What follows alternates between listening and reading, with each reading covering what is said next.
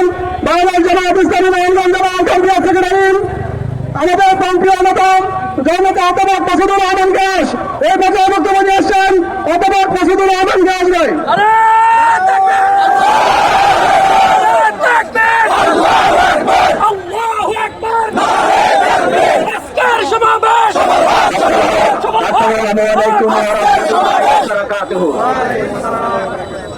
সম্মানিত ২৫০০বাসী, আপনারা জানেন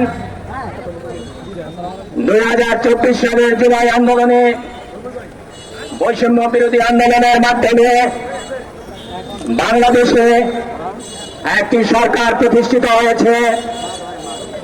এই সরকার আগামী ফেব্রুয়ারিতে নির্বাচনের শিডিউল দিতে চাচ্ছে। আমরা বাংলাদেশ জামায়াত ইসলামীর পক্ষ থেকে এই সরকারকে জানিয়ে দিতে চাই, বাংলাদেশে আর কখনো দিনের ভোট রাতে হবে না। বাংলাদেশে আর কখনো সাজানো গোছানো নির্বাচন হবে না, আমি কোনো নির্বাচন হবে না।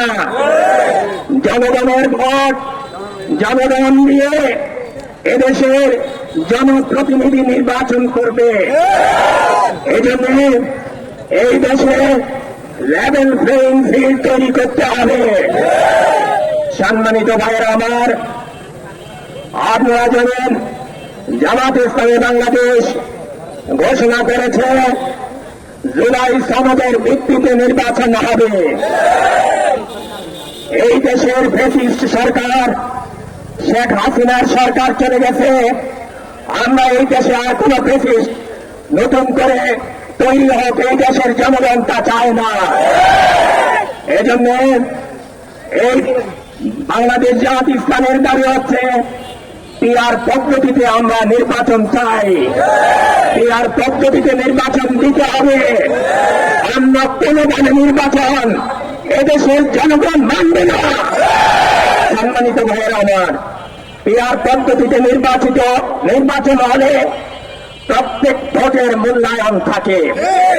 এই দেশের জনগণ বৈষম্য দূর করার জন্য তরুণ ছাত্র সমাজ হাজার হাজার ছাত্র জনতা জীবন দিয়েছে। নতুন করে আমরা আর কোনো বৈষম্য দেখতে চাই না। এজন্য পিআর পদ্ধতিতে নির্বাচন হতে হবে। সাথে সাথে এই দেশের এই ফ্যাসিস্ট সরকারকে সহযোগিতা করেছে জাতীয় পার্টি সহ ১৪ দল। আমাদের দাবি হচ্ছে এই ফ্যাসিস্টের দোষকদেরকে নিষিদ্ধ করতে হবে। সম্মানিত ভাইয়েরা, আরেকটি কথা বলে আমি শেষ করতে চাই, যারা প্রশাসনে আওয়ামী লীগের দোষর হিসাবে এখনো ঘাপটি মেরে পড়ে আছেন, এই দেশের জনগণ আপনাদেরকে চিনে। আপনাদের এখনো সময় আছে, আপনারা আপনাদের সকল অপকর্মের স্বীকার করে প্রশাসন থেকে সরে পড়ুন। তা নাহলে জনগণ আপনাদের বিচার করবে। সম্মানিত ভাইয়েরা আমার, আসুন এই দাবিতে আমরা যতক্ষণ পর্যন্ত এই সরকার এই দাবি পূরণ না করবে ততক্ষণ পর্যন্ত আমরা মাঠে থাকবো ইনশাআল্লাহ। সবাইকে সংগ্রামী সালাম জানিয়ে আমি আমার বক্তব্য এখানে শেষ করছি। আসসালামু আলাইকুম ওয়া রাহমাতুল্লাহি ওয়া বারাকাতুহু।